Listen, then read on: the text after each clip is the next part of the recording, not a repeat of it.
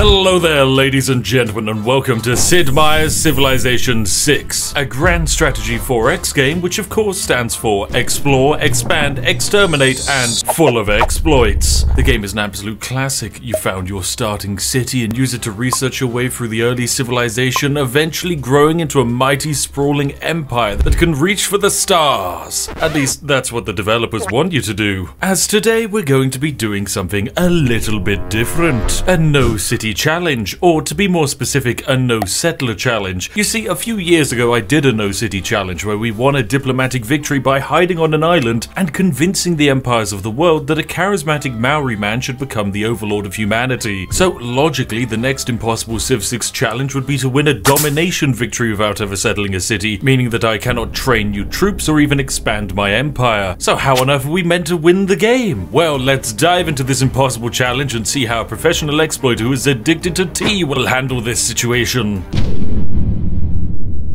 A dastardly devilish gentleman does not blindly step into a challenge, and instead they ensure that the setup always favors them. So allow me to unveil how we're going to break the game using China! To be specific, we are led by a gentleman called Qin Shi Huang Hang Wang. Qin Shi Huang. Which I can assure you, as a British person, is exactly how it is pronounced. You are not allowed to complain in the comment section at all. Now, Mr. Quinn here is very special because he, like most DLC characters recently added to a game, is horrifically overpowered. His special ability is the 36 stratagems. This grants all melee units the ability to sacrifice themselves in order to convert adjacent barbarian units into the ranks of the Chinese horde. Now, the smart sausages amongst you might already see an issue here. By simply moving adjacent to two barbarian units, you can turn one warrior into two warriors. And best of all, warriors are melee units, which means they also get the ability to convert. Oh dear, I think you can see where this is going. But this is perfectly balanced, meaning that of course this broken feature can be pushed even further, which is why we're going to be playing on DEITY difficulty, the hardest difficulty in the game. The AI on this difficulty will cheat harder than a Russian spinbot in CSGO, however that's actually a good thing for us. We'll also be playing with a zombie mode enabled because hey, it's 2023, so every game needs a zombie DLC. So with setup complete, it's time to win a game of domination and conquer these impossibly difficult AIs without actually playing the game. Let us begin. Welcome to the early game, folks. Now, the interface of this game might be intimidating, but don't worry, because today we're going to be using practically none of it. As a Brit, I don't even know what culture looks like, so why would I care about the culture tree? I mean, have you seen the food we eat? Now, our early game move is to send my one warrior off to find some barbarians to convert, and just a few turns in, I spotted two zombies. Now, what is a zombie? Well, beyond a desire to consume brains, zombies are a weak barbarian unit that will target and attack your cities and troops. Anything killed by a zombie becomes a zombie, and the more zombies that die, the more powerful the zombies become. This means they have fantastic scalability and absolutely no cap on just how stupidly powerful they will become. That, of course, is perfectly balanced. So to begin with, I will position my warrior so that it can reach both zombies, and then bam, we have turned one troop into two, effectively doubling our military. Oh, and would you look at that, our zombies can also convert forces to our side. How devilishly delightful. Now, unfortunately, no one fights for free these days, and even zombies need to be paid, so we must use our two new zombies to try and take out that barbarian camp and loot it for money. Now, I won't actually conquer the camp, instead I'll use one zombie to convert into a zombie and a spearman, taking out the camp and giving us 90 gold. The other major problem of being a non-landed nation is that we must protect our settler at all costs, for if it is lost, we immediately lose the game. Luckily, I found a city-state which can't kick us out, so hey, let us simply squat for success. Wait, that sounds really bad. Do not squat for success. Simply loiter for luxuries, I guess. Once again, a few turns later, a new barb camp spawns in, producing more fresh zombies, which we can just stand between and convert into fresh cannon fodder. You might notice we're having a lot more camps spawn than normal, and this is due to the game speed being set to marathon, which is a 3 times longer game, so logically we should have 3 times less barbarians? Well, actually, no, this breaks the game entirely and we get far more barbarians. But all that aside, we're now up to 3 zombies, which is absolutely wonderful. Our goal, of course, is to conquer the world, so still just baby steps at the moment, but one day I might fulfill the British dream and invade someone else's land. Speaking of which, we meet Brazil, our first potential friend, and he's even bold enough to grant us information about where his capital's located. What could possibly go wrong, Pedro? I don't know. Annoyingly, despite having 2 zombies, 2 spearmen, and a warrior, this cheating AI still has a grander military than I. So it's time to begin the great scouting adventure, where I split up my army and use it to discover fresh zombies to multiply with. Unfortunately, RNGesus does not actually smile upon us, and it takes until turn 53 to really find more zombies. Said zombies are currently invading Scythia, which even more annoyingly makes them harder to convert, as the AI desperately wants to kill them. I can't let Scythia kill all of the zombies, so I had a brilliant new idea. What if I killed Scythia first? I could use these zombies as a distraction and fresh recruits to steamroll into the Scythian Empire with, and so just like that, the first Great War was declared. And now Spiff will narrate a war as if it was a 90s sitcom. What's the deal with all these Scythians?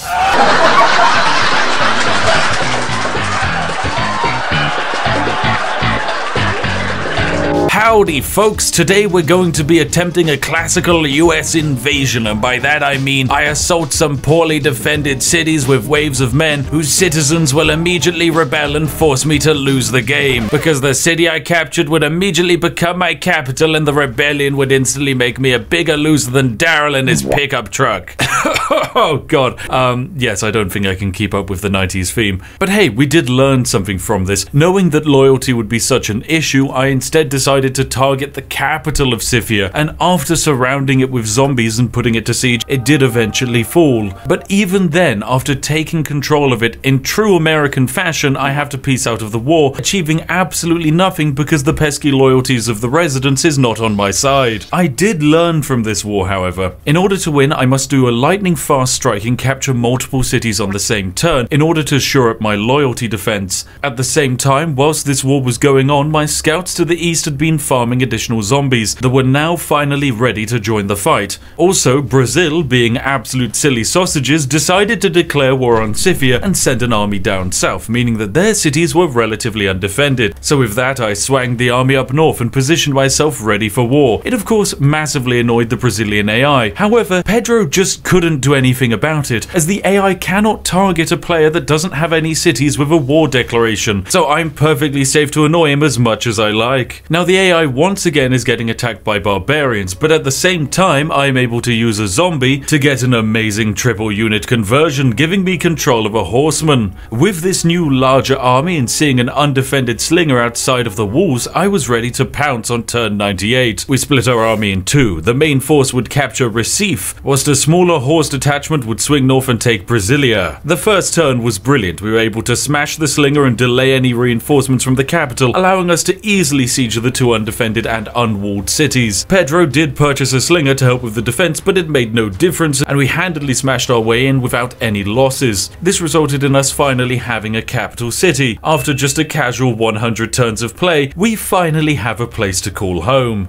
And so just like that, on turn 109, DEITY Brazil was defeated by an empire that never settled a city. Pedro was scattered off into the winds, never to return again, just like a distant father gone out for cigarettes. We now have the strongest military in the world, so I think it's probably time that we actually swing south for, you know, Scythia War 2 Electric Boogaloo. And so on turn 123, we begin the war and surround Kaloba and the capital city of Scythia. My goal once again is to capture two cities quickly and slowly finish off the others. This was until I realized that I could raise Kaloba to the ground, because hey, don't have to worry about disloyal peasants if they all mysteriously burst into flames. Now the war goes rather well, but I never realized why I was losing so many units until I saw the state of my economy. By operating at a loss, my units were disbanding, which meant that in a war where I would have lost nothing, it actually became very costly indeed. We valiantly saved the Scythian capital from zombies on turn 133 by marching in with our own zombies, giving us control of the city. However, loyalty instantly became an issue, and just a few turns later, our diminished army was kicked out of the rebelling city. This meant we had to simply sidestep the capital, capture Isk, and then eventually swing back back into the capital. I was a little worried about our dwindling forces until we got this juicy giga conversion, making 4 zombies out of 1. Perfectly balanced. So with our reinforcements now secured, we shamble on over and capture the 2 remaining cities, wiping Scythia out of the game and giving us 2 of the necessary 5 capitals for victory. It was time for us to redirect the attention of our army.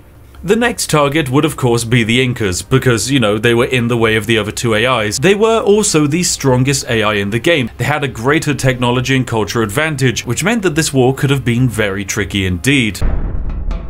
But before we invade the Incas, I will quickly explain why each city that we control is garrisoned by zombies. As the game goes on, more and more zombies will attack our cities. For the AI, this is a real challenge. However, for us, we just use our defense zombies to multiply, increasing the overall ranks of the dead. These new bodies will eventually be flowing towards our front line, which is of course rapidly advancing towards the Inca. As we now pull up to Cusco, the Incan capital, we start to encounter giant zombie hordes, which is perfect as they provide lovely fresh troops to the mix. When it comes to assault, our zombies are now achieving wild levels of strength. The base strength is being boosted up to 44, making them almost 10 strength higher than a swordsman, which, you know, the AI hasn't even unlocked yet. Annoyingly, however, our early assault is tempered by the Incas building a wall. We got the city right in the range of capture, but nope, they just put up a flimsy wall on literally the final possible turn. This let them heal right back up and meant I had to sacrifice some forces to bring it down. Meanwhile, I'd already gone behind the capital to raise 2 further cities and start pushing towards Wanuku. This was their final walled fortress, surrounded by mountains. How on earth would Spiff be able to break this bottleneck of fortifications and challenges? Oh, he just smashed zombies against the wall until it fell. Well, I guess that works too. With the Incas now ink-offed out of the game,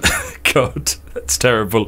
2 AIs remain, the Egyptians and the Majahapids. Cleopatra has the larger military, culture, and science output, which meant that she would be closer to getting walls up, so I decided to do a tactical bum rush and just charge zombies across open fields of archer chariots, which surprisingly worked out great. First of all was the great Egypto-American city of Memphis, which was valiantly defended by weak, pathetic noodle boys and cowards. We naturally razed Memphis to the ground, probably doing a good thing for all of humanity, because who really needs Memphis? We then followed it up with Abydos. However, in the time it took to take these 2 cities, the Egyptian capital now had walls. But without an army to defend them and our combined military score of 600, what could they do other than bow to my majestical British prowess? Finally, on turn 215, Egypt kicks the bucket for good as we capture their final freshly settled city to the south. Now, I'm also somewhat of a multitasker, so over the last few turns, I've also been moving more forces up to the north to help out with the invasion of our final AI threat. Although calling it a threat is a bit of an overstatement, I prefer rather a tactical speed bump. The final war is here, ladies and gentlemen. The Majahapid menace must fall. This will indubitably happen as our zombies are effectively becoming monoliths of power. The death of the last 2 wars has pumped them even more up, meaning that the first few cities fall very quickly indeed. I only need the capital city to actually win the game, so after capturing Mataram, I just rush forward with some injured troops and there it is. Of course, the city would fall, ladies and gentlemen. And so, on turn 231, my majestic sausages, this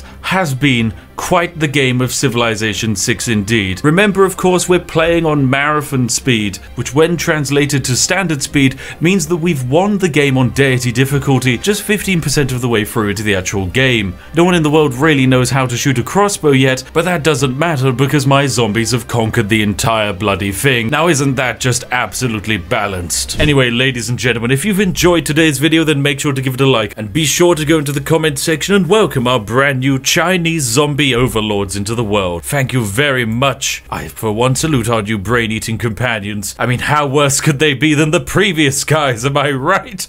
Oh god. Anyway, thank you very much for watching today's video. A huge thank you as always to all of our amazing channel members and patrons, you lovely majestic sausages. And if you're sat there wondering what to watch next, look no further than this video on screen now. Hand chosen by myself to be absolutely perfect for you. Anyway, I'll see each and every one of you in the next one. Have a lovely day and goodbye for now.